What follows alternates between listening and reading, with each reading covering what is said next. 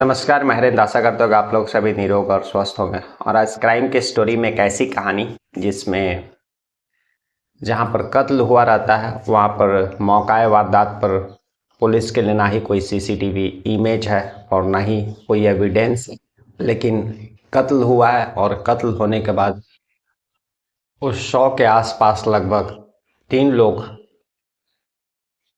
6-7 घंटे से भी ज़्यादा रहते हैं, लेकिन फिर भी उनको भनक नहीं लग पाता है कि जो है वहाँ कत्ल करके बॉडी को रखा गया है। और उसके बाद काफ़ी सालों तक पुलिस इन्वेस्टिगेशन करती है, लेकिन कोई भी सबूत, कोई भी एविडेंस पुलिस को नहीं मिलता है। लेकिन एक अनुमान के तौर पर पुलिस 3 लोगों को इस कत्ल का गुनाहगार मानती है, इस कत्ल का गुनाहगार मानती है। लेकिन आज भी यह केस अनसॉल्व केसेस के फाइलों में जो है पड़ा हुआ है। दरअसल यह कहानी जो है मुंबई की है। मुंबई में 2007 का समय था और उसी 2007 में स्नेहल गवारे नाम की एक लड़की थी जो इंजीनियरिंग की पढ़ाई कर रही थी। वल्लभ भाई पटेल कॉलेज में वो इंजीनियरिंग अपना पढ़ रही थी और डोंबिवली में एक सोसाइटी में रहा करती थी।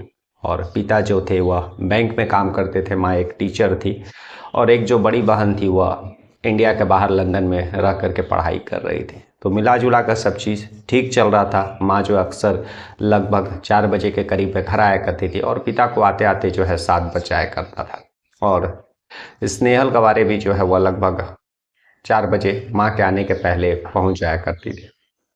तभी समय आता 19 जुलाई 2007 का और शाम के लगभग 4 बजे थे। उसकी माँ जो है स्कूल से घर आती है तो देखती है कि स्नेहल जो है वह घर में है।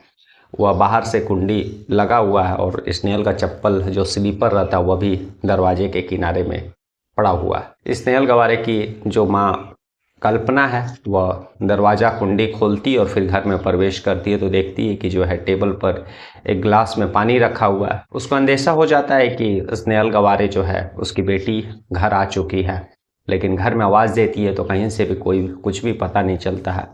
आसपास के लोगों से पूछती है, कोई भी जानकारी नहीं मिल पाता।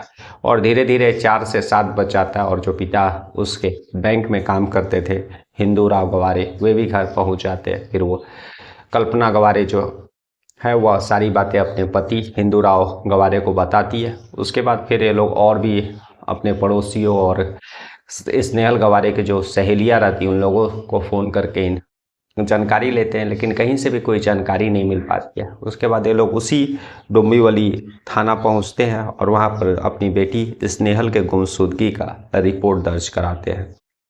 लेकिन रिपोर्ट दर्ज कराने के बाद भी जो घर वाले रहते हैं, यानी स्नेहल की माँ कल्पना और उसके पिता हिंदू राव, वे रात भर ढूंढते रहते हैं अपने बेटी को और सो नहीं पाते। आप सोच सकते हैं किसी भी शख्स का अगर जो है जवान बेटी अगर लापता रही, गुम रहेगी तो शायद वह सो नहीं पाएगा। तो उसी तरह से स्नेहल के पिता और माता भी जो है वह उस रात सो नहीं पाए थे और घर के ही अलग अलग कमरों में बैठे हुए थे और शायद सोच रहे थे कि स्नेहल गवारे कहाँ गई होगी। धीरे धीरे समय बीतता है और तभी जो है सुबह भोर का समय आता है और उसकी जो स्नेहल की माँ थी कल्पना वह दूसरे रूम में थी। तभी वह चीखती है, चिल्लाती है और उसी घर के जो है दूसरे रूम में उसके पिता का हिंदू राव किसी अपने एक रिश्तेदार के साथ बैठे हुए थे और स्नेहल के बारे में जो है सोच रहे थे कि वह कहाँ जा सकती है। उसके बाद जो आवाज़ जैसे ये लोग सुनते हैं तो हिंदू राव अपने जो उस रिश्तेदार के साथ उस कमरे में पहुंचते हैं जहां पर कल्पना थी। और जब पहुंचते हैं तो कल्पना डरी थी, सहमी थी और वह हाथों से ही जो है बिस्तर के गद्दे की तरफ इशारा करती है। उसके बाद जो है हिंदू राव और उसके जो एक रिश्तेदार घर में थे वे लोग उस बिस्तर के गद्दा को हटाते हैं तो देखते हैं कि कल्पना का शव जो है अंदर पड़ा हुआ है। उसके बाद ये सारे जो स्नेहल के माता पिता रहते हैं और बाकी वे रिश्तेदार जो रहते हैं वे डर जाते हैं। तुरंत वे लोग पुलिस को इन्फॉर्म करते हैं। फिर पुलिस पहुंचती है और इस केस का तफ्तीश करती है तो देखती है कि लाश जो है उसका हाथ बंधा हुआ है, पैर भी बंधे हुए हैं और लगभग शाम से ही मतलब शायद उसका कत्ल करके उसी पलंग के बॉक्स में रखा हुआ था, लेकिन किसी को भी अंदेशा पता नहीं चला। खैर पुलिस जो है उस शव को लेकर के पोस्टमार्टम के लिए भेज देती है और फिर जो है अपना तफ्तीश आगे बढ़ाती है। और जो गुमशुदगी जो लापता का केस था उसको मर्डर का केस में तब्दील कर देती है। और पोस्टमार्टम रिपोर्ट भी, जो प्राइमरी पोस्टमार्टम रिपोर्ट होता है, वह भी 24 घंटे के बाद आ जाता है, जिसमें यह साफ लिखा हुआ था कि उस जो मृत्यु जो है स्ट्रेंगुलेशन यानी दम घुटने की वजह से उसका मृत्यु हुआ। अब पुलिस जो है उस स्नेहल गवारे का बैकग्राउंड खंगालती है तो पता चलता है कि उसका एक बॉयफ्रेंड था जिसका नाम था हिरेन राठौर, और कॉलेज से ही इन लोगों का जो है दोस्ती था। माता पिता का भी बैकग्राउंड खंगालती है तो पता चलता है कि जो उसके पिता हिंदू राव थे, उनकी जो पत्नी कल्पना थी, अपनी पत्नी पर हमेशा वह शक किया करते थे, और पूर्व में भी पत्नी के साथ लड़ाई झगड़ा और बाकी इन सब चीज़ों को लेकर के बड़ी बेटी जो हिंदू राव की रहती है, वह अपने पिता हिंदू राव पर कंप्लेन भी की थी। तो तफ्तीश में सारी चीज़ें पुलिस के सामने ये आती है कि कहीं ना कहीं यह मामला जो है घर के किसी के जो सदस्य है उसी के द्वारा यह अंजाम दिया गया है। लेकिन उस कमरे में और जहां पर डेड बॉडी मिला था वहां कोई भी ऐसा एविडेंस पुलिस को नहीं मिलता है जिससे पुख्ता तौर पर यह सिद्ध हो सके कि जो है स्नेहल का मर्डर करने वाला उसका पिता है या फिर माँ है।